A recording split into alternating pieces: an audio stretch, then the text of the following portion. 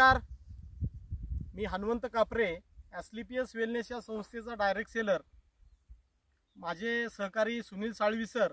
आज आम्ही पारनेर तालुक्यामध्ये नगर जिल्हा लोणी मावळा या गावी आपल्याकडे आपल्या ॲस्क्लेपियस वेलनेसच्या वेदिक ॲग्रो भुविटा इको हरियाली चा जबरदस्त असा रिझल्ट आज आपल्याकडे कांदा आणि कांद्यामध्ये आंतरपीक ऊस याचा आपल्याकडे जबरदस्त असा रिझल्ट आलाय.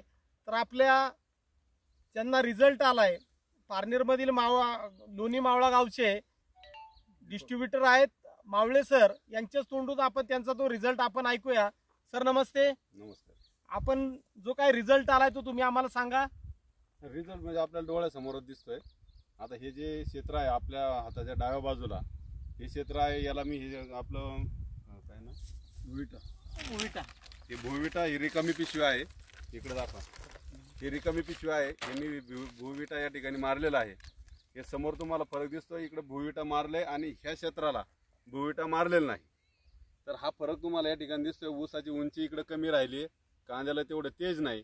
आणि या साईडला जर पाहिलं तर भुविटा जिथं मारलंय, जिथं मी यांनी दिली सगळी ती टॉनिक आणि औषधं काय काय नाव विको हरियाली आणि हे सगळं नाव सुद्धा पाठ नाही. यांनी जे दिलं तेच मी मारलं.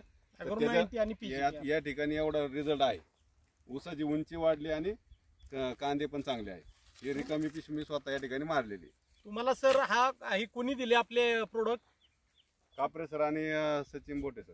सचिन बोटे सर, सुनील साळवी सर यांच्या माध्यमातून तुम्हाला हे प्रोडक्ट मिळाले. तुम्ही समाधानी आहात का रिझल्ट विषयी? नक्की रिझल्ट चांगला दिसतोय. नक्कीच तुम्हाला याचा आणखी तुम्हाला चांगला रिझल्ट अजून जाणवणार आहे चांगला.